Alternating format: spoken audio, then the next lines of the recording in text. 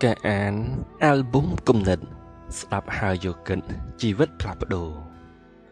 Cả có sang phiệp chốc chay đã thông thê như khăn chỉ vết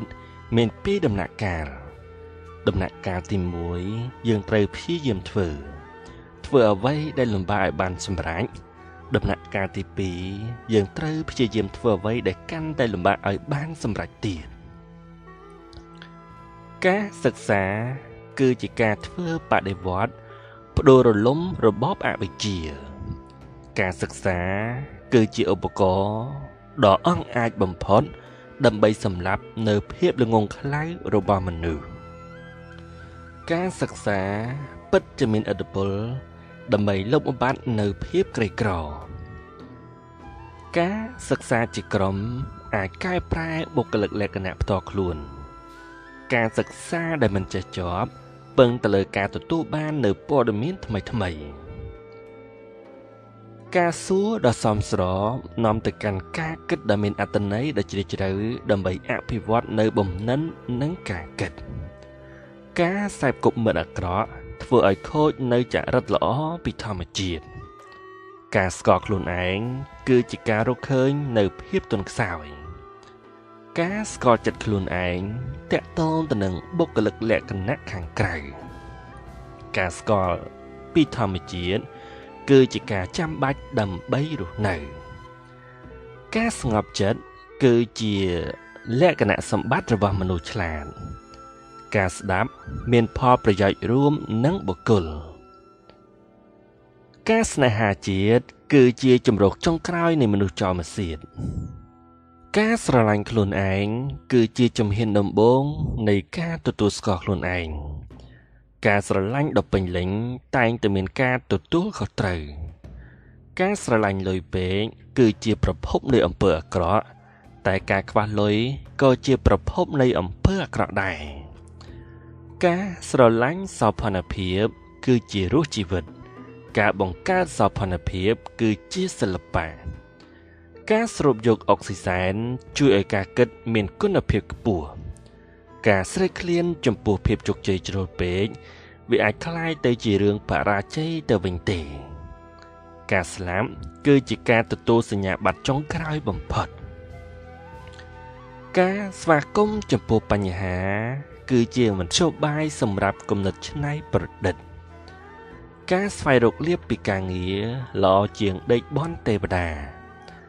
ការស្អប់សត្រូវខ្លួនឯងធ្វើឲ្យអ្នកវិនិច្ឆ័យខុសការសំខាន់មិនមែនរកលុយឲ្យបានច្រើនទេតែត្រូវធ្វើយ៉ាងណារក្សាលុយនោះឲ្យសល់ជាមួយយើងការហាត់ប្រាណពង្រឹងផ្លូវកាយភាពស្ងប់ស្ងាត់ពង្រឹងផ្លូវចិត្ត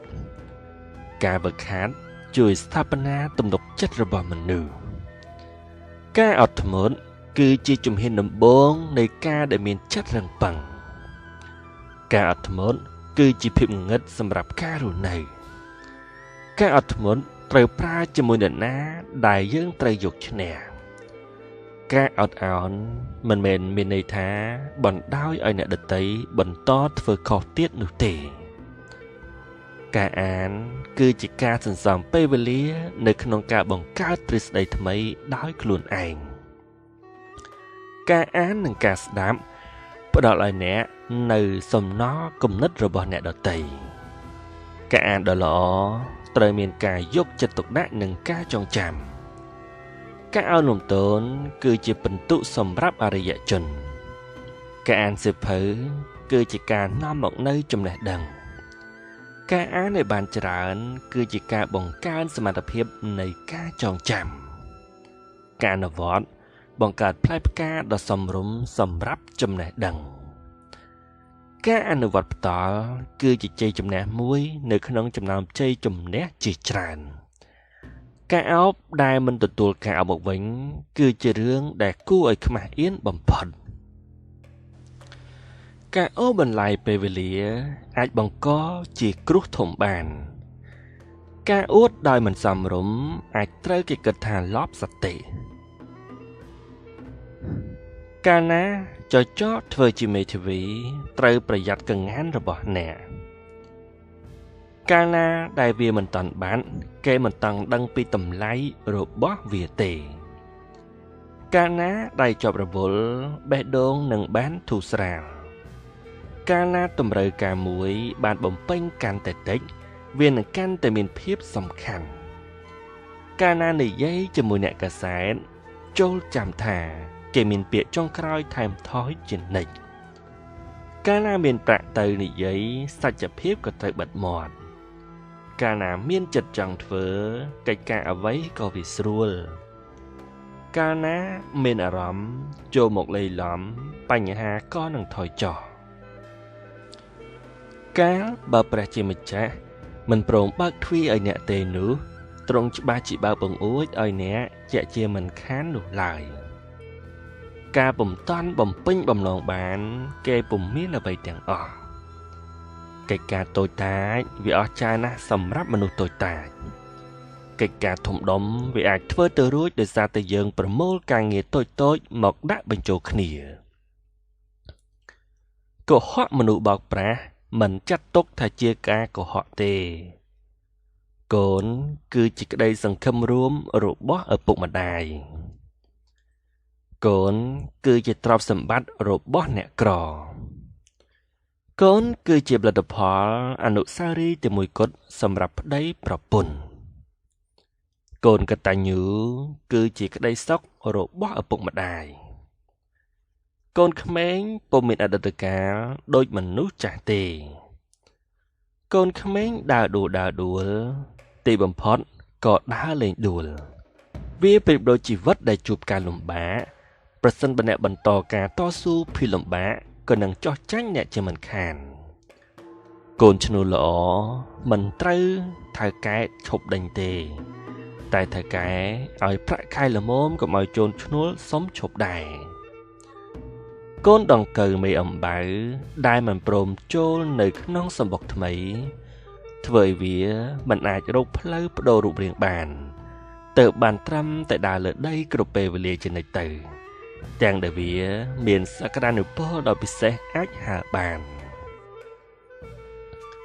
កូនទាហានជាអ្នកប្រយុទ្ធ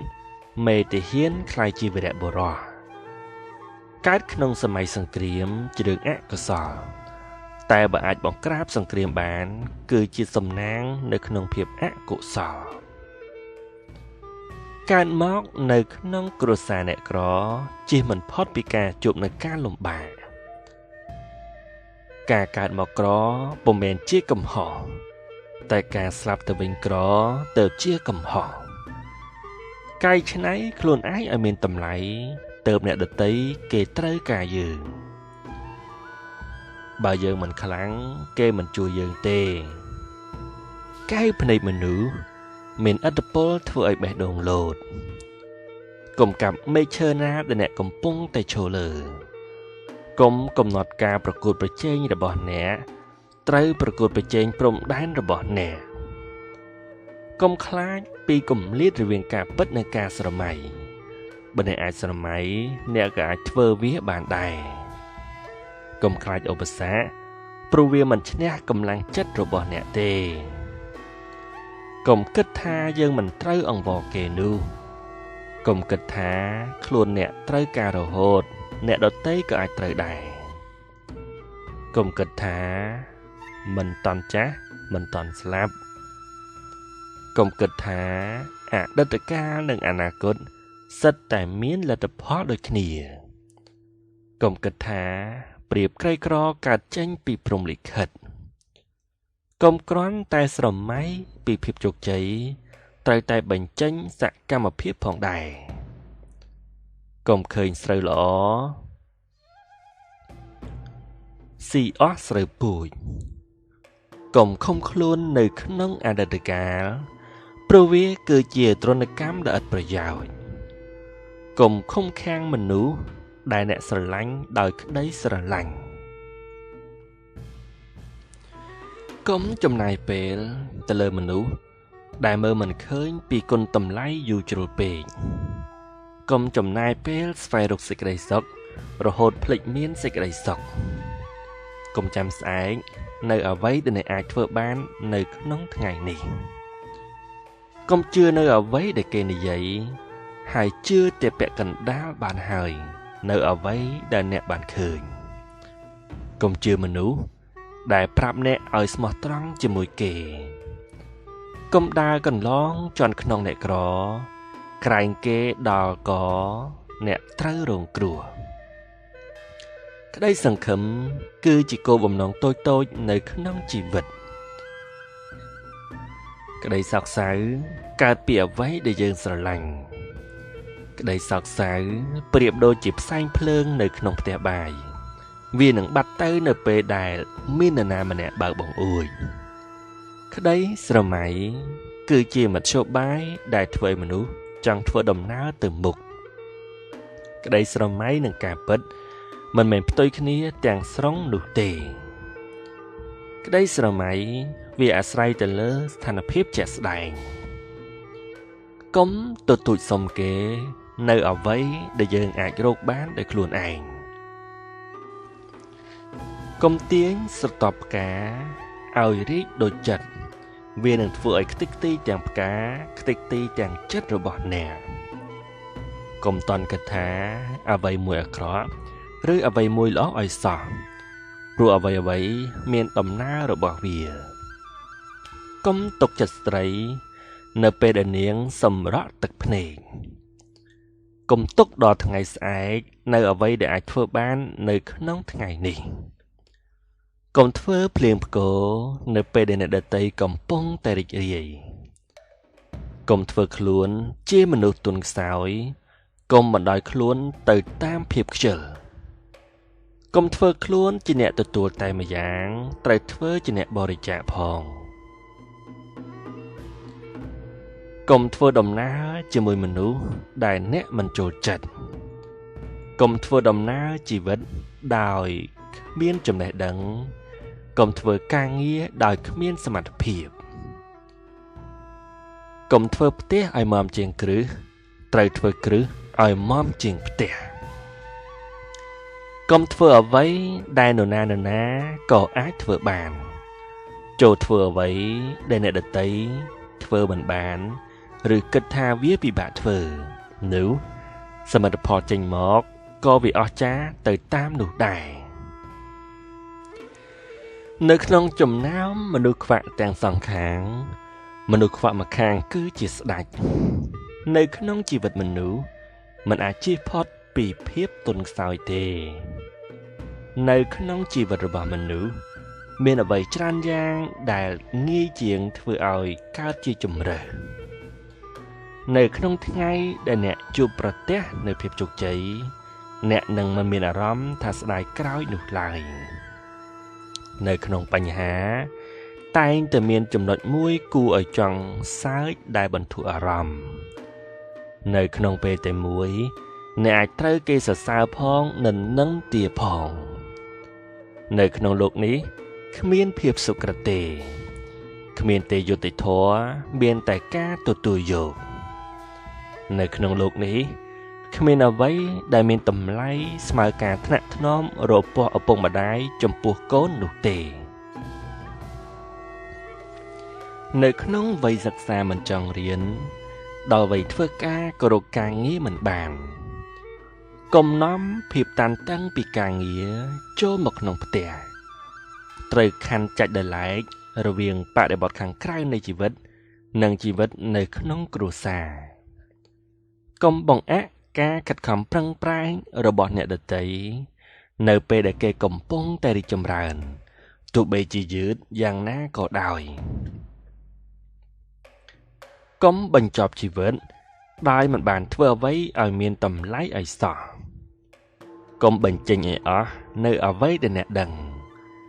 និងអ្វីដែលអ្នកអាចធ្វើបានកុំបណ្ដោយខ្លួនជាទាសកររបស់ក្តីទុក្ខកុំបណ្ដោយចិត្តទៅតាមការព្រួយបារម្ភយូរពេកព្រោះវានឹងបំផ្លាញទម្លាប់រីករាយកុំបណ្ដោយឲ្យរបួសរបស់អ្នកធ្វើឲ្យអ្នកคล้ายទៅជាមនុស្សផ្សេងដែលមិនមែនជាខ្លួនអ្នកកុំបណ្ដោយឲ្យអារម្មណ៍អ្នកកំណត់ទង្វើហើយប្រើខួរក្បាលកំណត់វិញកុំបានចម្លើយម្ដងហើយបញ្ចប់ការសួរសំណួរទៀតអីកុំប្រកាសថាពន្លឺចូលមកភាពងងឹត នឹងចាក់ចេញទាំងអស់នោះកុំប្រាប់អ្នកដទៃថាត្រូវធ្វើដូចម្ដេចប្រាប់គេថាត្រូវធ្វើអ្វីបានហើយពួកគេនឹងធ្វើឲ្យអ្នកភ្ញាក់ផ្អើលជាមួយភាពប៉ិនប្រសប់របស់គេកុំប្រឹងប្រែងដោយមិនអាចធ្វើអ្វីទៅកើតកុំព្យាយាមកុហកពេលដែលការពិតមានប្រយោជន៍ច្រើនជាង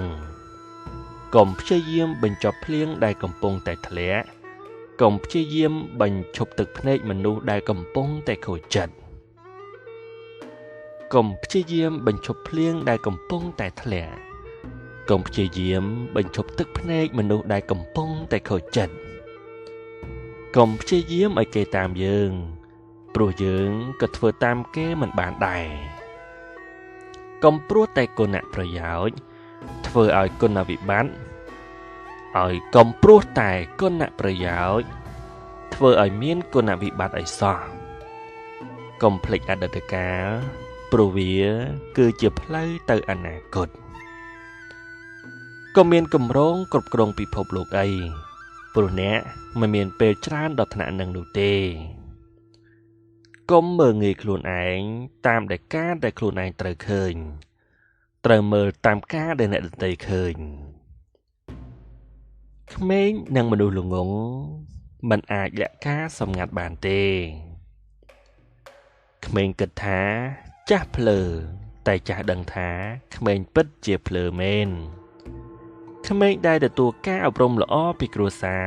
នឹងក្លាយទៅជាពលរដ្ឋល្អក្មេងដែលមិនបានទទួលការថ្នាក់ថ្នមតែងតែក្លាយទៅជាមនុស្សដែលពោពេញទៅដោយកំហឹងក្មេងតូចគឺជាអ្នកទោសនៃគំនិតខ្លួនឯងមួយផ្នែកក្មេងរៀនស្រឡាញ់អ្នកដទៃ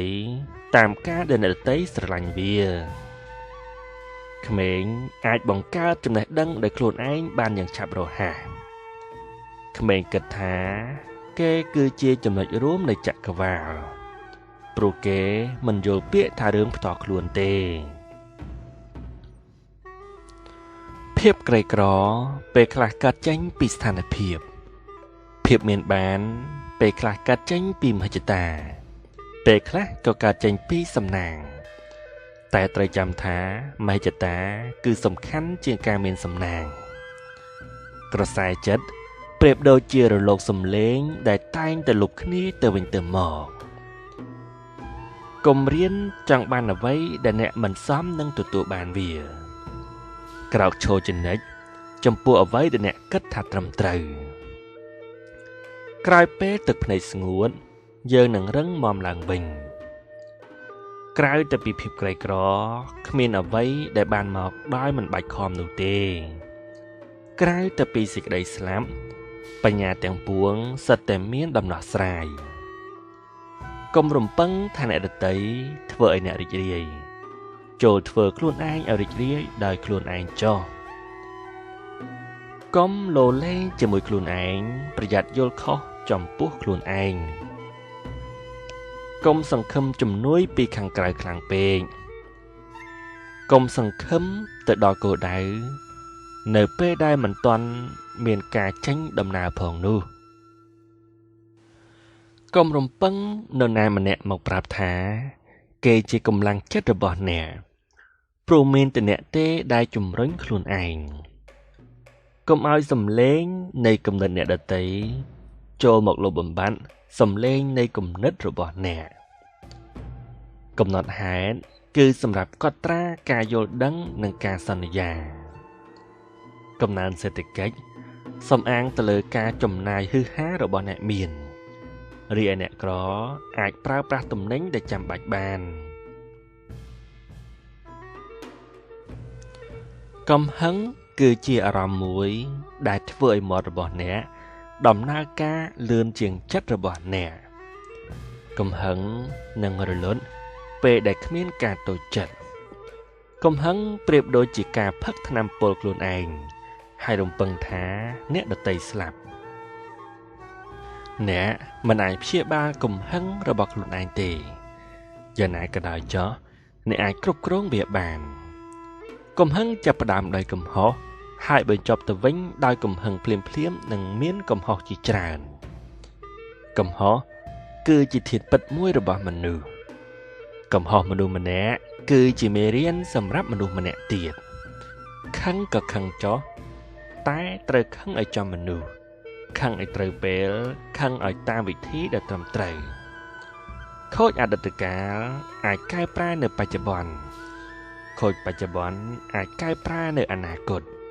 តែបើខូចអនាគតมันអាចកែប្រែបានខួរក្បាលមនុស្សប្រុសតាក់តែងមកមិនឲ្យបញ្ចេញអារម្មណ៍មកក្រៅច្រើនពេកទេខ្យល់ព្យុះនិងរលកសមុទ្រតែងតែអនុគ្រោះដល់អ្នកដែលបើកកប៉ាល់ដែលល្អបំផុតខ្លាចពេកមិនបានការក្លាហានពេកដេកដីក្លឹមមនុស្សគឺនៅលើការពោលពាក្យពិតខ្លឹមសារនៃសកម្មភាពរបស់យើងដើរចេញពីផ្លូវរបស់យើងខ្លួនយើងគឺជាអ្វីដែលយើងនិយាយដោយខ្លួនឯងខ្លួនអ្នកត្រូវតែជាការផ្លាស់ប្ដូរដែលអ្នកចង់ឃើញបំផុតនៅក្នុងពិភពលោកខ្លួនអ្នកពូកែផ្នែកណាអ្នកត្រូវប្រើជីវិតគីឲ្យជាប់នឹងផ្នែកនោះខ្លាំងតែខ្វះសេចក្តីអត់ធន់ក៏មិនអាចឈ្នះដែរខ្វះអំណត់ចំពោះសំណួរក៏គ្មានលទ្ធផលទទួលចម្លើយខ្សែជីវិតមនុស្សល្បីដែលគេបានកត់ត្រាទុកគឺជាធនធានដែលមានស្រាប់សម្រាប់អ្នកខំប្រឹងរកទ្រព្យពីក្មេងមិនភ័យដល់ចាស់ដេកចាយគម្រោងប្រៀបដូចជាផែនទីធ្វើដំណើរនៅក្នុងជីវិតគិតដល់មនុស្សដែលមិននៅវាគឺជាភាពឯកាមួយគិតថ្ងៃនេះហើយចាំនិយាយនៅថ្ងៃស្អែកគិតពីខ្លួនឯងជាមុនចាំគិតអ្នកដទៃជាក្រោយគុណធម៌មិនមែនតែនៅលើអណ្ដាតទេតែវាកើតចេញពីក្នុងចិត្តរបស់អ្នកមកគុណវិបត្តិរបស់សេចក្តីទុក្ខគឺយើងមិនអាចយកសេចក្តីសុខទៅលាយឡំជាមួយវាបានទេគុណសម្បត្តិគ្រប់គ្រាន់គឺជាទំនុកចិត្តដែលមានស្រាប់គុណសម្បត្តិរបស់មនុស្សដែលយើងស្រឡាញ់មានពីរគឺធ្វើយើងរឹងមាំនិងធ្វើយើងកាន់តែទន់ជ្រាយគូសង្សារគ្រប់រូប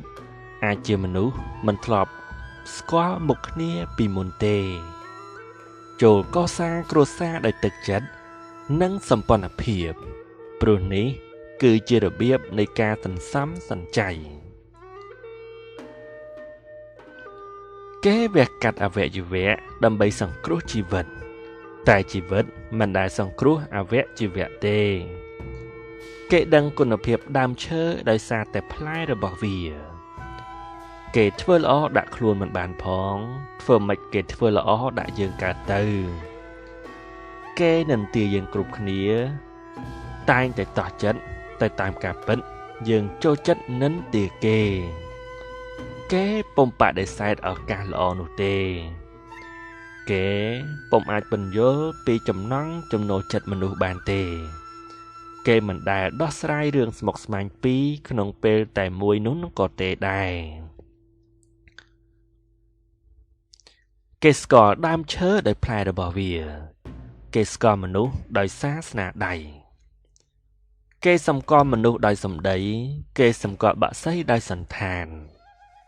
គេលុបបំបត្តិជ្រុះជ្រៅបានតែមិនអាចបំពេញចិត្តមនុស្សបានទេគោលការណ៍មនុស្សល្អមានគំនិតល្អនិយាយល្អនិងធ្វើល្អគោលដៅដ៏ជាក់លាក់មិនមែនកាត់ឡើងតាមធម្មជាតិនោះទេគោលដៅជីវិតរបស់អ្នកមិនមែនសំខាន់ចាប់ផ្ដើមថាពីត្រង់ណានោះទេតែសំខាន់ទៅលើអ្នកចាប់ផ្ដើមហើយឬនៅគោលដៅនៃពាក្យសម្ដីគឺបញ្ចេញគោលជំហរផ្ទាល់ខ្លួនគោលបំណងខ្ពស់បំផុតរបស់មនុស្សគឺស្មោះត្រង់ចំពោះខ្លួនឯងគ្មានទេមនុស្សរ៉ូមែនទិកមានតែពេលវេលារ៉ូមែនទិកប៉ុណ្ណោះគ្មាននរណាពេញចិត្តនឹងវាសនាខ្លួនឯងទេគ្មាននរណាលងក្នុងសេចក្តីស្នេហា ហើយនៅតែត្រូវចាត់ទុកថាជាមនុស្សឆ្លាតនោះទេគ្មាននរណានឹងមានសេចក្តីសុខនិងជីវិតដែលមិនមានតម្លៃនិងគ្មានក្តីសង្ឃឹមនោះទេគ្មាននរណាមួយអាចធ្វើឲ្យអ្នកឈឺចាប់ដោយគ្មានការយល់ព្រមពីអ្នកនោះទេគ្មាននរណាម្នាក់ដើរតួជាមនុស្សល្ងង់សមដូចមនុស្សឆ្លាតនោះទេគ្មាននរណាម្នាក់មានអ្វីគ្រប់យ៉ាងនោះទេគ្មាននរណាម្នាក់សប្បាយភ្លើតភ្លើនក្នុងកាមគុណដែលគ្មានប្រឈមមុខទៅនឹងបញ្ហានោះទេគ្មាននរណាម្នាក់អាចដឹងថាខ្លួនឯងស្លាប់ពេលណានោះទេដូច្នេះហើយចូលរស់នៅដោយការមិនប្រមាទគ្មាននរណាម្នាក់ខ្វាក់ជាងអ្នកដែលមិនចង់មើលទេហើយក៏គ្មាននរណាថ្លង់ជាងមនុស្សដែលមិនចង់ស្ដាប់នោះដែរគ្មាននរណាម្នាក់ជំនួសយើងបានទេព្រោះម្នាក់ខុសពីគ្នាគ្មាននរណាម្នាក់រងចាំរហូតតតែគ្រប់យ៉ាងល្អឥតខ្ចោះនោះទេទើបចាប់ផ្ដើមធ្វើហើយរំពឹងថានឹងទទួលបានជោគជ័យនោះគ្មានភាពងងឹតណាងងឹតសុនសងដូចជាភាពអវិជ្ជាទេគ្មានមនុស្សណាដែលមិនអាចធ្វើអ្វីបានច្រើនជាងការដែលគិតថាខ្លួនឯងធ្វើបាននោះទេគ្មានមហិច្ឆតាក៏គ្មានការដណ្ដើមហើយក៏គ្មានការធ្វើពាណិជ្ជកម្មដែរគ្មានមិត្តណាស្មោះត្រង់ដូចជាសៀវភៅនោះទេគ្មានរុក្ខជាតិណាដែលដាំហើយអត់ផ្លែផ្កានោះក៏ទេដែរគ្មានរឿងសម្ងាត់ទេសម្រាប់ជោគជ័យក្រៅតែពីការរៀបចំខិតខំនិងរៀនពីកំហុសគ្មានរោមសត្វណាសរហូតជ្រលក់មិនចេញពណ៌ទេគ្មានសត្វព្រាបណាស្ថិតនៅក្នុងទីដែលមានសំឡេងកាំភ្លើងទេបើមានវាគឺជាសត្វដែលត្រូវបានគេបាញ់គ្មានហេតុផលដែលអ្នកត្រូវចំណាយទេបើគ្មានចំណូលគ្មានអ្នកណាចង់ជួយមនុស្សដែលមិនព្រមជួយខ្លួនឯងនោះទេគ្មានអ្វីគួរឲ្យហត់នឿយជាងការពន្យាពេលការងារដែលមិនទាន់ស្រេចនោះទេគ្មានអ្វីចេញពីថង់ក្រៅតែពីវត្ថុនៅក្នុងថង់នោះទេគ្មានអ្វីជាទុក្ខវេទនានោះទេបើយើងមិនគិតថាវាជាទុក្ខវេទនាគ្រប់គ្នាសិតតែមានកំហុសប្រហែលជាអ្នកខ្លះខុសធ្ងន់ជាងអ្នកថែមទៀតផងគ្រប់បញ្ហាត្រូវតែដោះស្រាយនៅក្នុងបរិយាកាសយោគយល់គ្នាគ្រប់បទពិសោធន៍គឺជាឱកាសនៃការរៀនសូត្រគ្រប់បទពិសោធន៍គឺជាឧទាហរណ៍សម្រាប់គំនិតច្នៃប្រឌិតគ្រប់យ៉ាងនឹងគ្មានបញ្ហាទេនៅទីបញ្ចប់តែបើនៅមានបញ្ហាទៀតមានន័យថាវាមិនទាន់ចប់ទេគ្រប់យ៉ាងរបស់អ្នកដទៃដែលធ្វើឲ្យយើងមិនចូលចិត្តវាជួយឲ្យយើងស្វែងយល់ថាខ្លួនឯងគឺជាមនុស្សដូចម្ដេចគ្រប់វិជ្ជាដែលអ្នកគិតថាមានប្រយោជន៍វានឹងមានប្រយោជន៍គ្រាន់តែកំណត់ការយល់ដឹងរបស់យើងនៅថ្ងៃស្អែកធ្វើឲ្យយើងមិនប្រកបនៅថ្ងៃនេះគ្រាន់តែឈានមួយជំហានអ្នកនឹងខិតជិតក្តីស្រមៃរបស់អ្នកមួយជំហានទៀតគ្រូប្រៀបដូចជាជំនួយការស្រាវជ្រាវឯកសារសម្រាប់អ្នកគ្រូបង្វឹកល្អអ្នកខ្លាំងតែនៅក្នុងសាយវានមួយប៉ុណ្ណោះគ្រូម្នាក់ជួយឲ្យយើងមើលឃើញនៅអ្វីដែលយើងមិនធ្លាប់ឃើញគ្រូល្អចង់ចេះនិងទទួលបានដំបូន្មានពីអ្នកដទៃគ្រូអាចផ្ដល់ដំបូន្មានតែមិនអាចផ្ដល់មារយាទទេគ្រួសារគឺជាប្រភពនៃសេចក្តីសុខផ្លូវចិត្តហើយក៏ជាដើមហេតុនៃបញ្ហាផ្លូវចិត្តដែរគ្រោះថ្នាក់អាចកើតឡើងបាននោះទោះជាអ្នកប្រយ័ត្នយ៉ាងណាក៏ដោយគ្រោះថ្នាក់ដែលដឹងមុនអាចបញ្ជៀសបានពាក់កណ្ដាលគ្រោះអាក្រក់បំផុតគឺគ្រោះដែលពុំទាន់ធ្លាក់មក គំនិតគឺជាលទ្ធភាពពិតប្រាកដនៃការយល់ឃើញនៅក្នុងផ្នែកផ្សេងៗទៀតដែលយើងមិនដឹងគំនិតគឺជាអ្នកច្បាំងយកអ្វីដែលយើងចង់បានគំនិតប្រៀបដូចជាសត្វចៃដែលហក់តោងពីម្នាក់ទៅម្នាក់ក៏ប៉ុន្តែមិនមែនមនុស្សគ្រប់គ្នាសេះតែដឹងថាខ្លួនមានចៃនោះទេគំនិតមិនបានកើតពីការជឿជាក់ចំពោះអ្វីដែលយើងធ្លាប់ធ្វើនោះទេគំនិតអាចធ្វើយើងរីកចម្រើនក៏អាចធ្វើយើងអន់ថយដែរគំនិតអាចផ្ដល់មរតកទៅដល់ពិភពលោកបានគំនិតអាចផ្លាស់ប្ដូរទិសដៅនៃរឿងជាក់ស្ដែងបានគំនិតដ៏អស្ចារ្យត្រឹមត្រូវមួយក៏ល្មមគ្រប់គ្រាន់សម្រាប់នាំអ្នកទៅរកភាពជោគជ័យបានដែរគំនិតរបស់អ្នកកំណត់អ្វីដែលគិតឡើងនិងប្រព្រឹត្តតាក់ទងខ្លួនជានិច្ចគំនិតរបស់អ្នកដទៃសន្សឹមនិងជ្រាបជាចំណែកមួយក្នុងខ្លួនអ្នករហូតបង្កើតបានទៅជាទម្លាប់ការអានអាល់ប៊ុមគំនិតនេះអានដោយ YouTube Channel Obook Cambodia សូមអរគុណចំពោះភក្ដីភាពរបស់លោកអ្នកដែលតែងតែគាំទ្រនៅការអានសៀវភៅនេះលោកអ្នកអាចធ្វើការឧបត្ថម្ភមកកាន់ការអាននេះតាមរយៈគណនីដែលបានដាក់ជូននៅក្នុងវីដេអូ description សូមអរគុណយើងនឹងជួបគ្នានៅវីដេអូឃ្លីបខាងក្រោយជាបន្តមកទៀត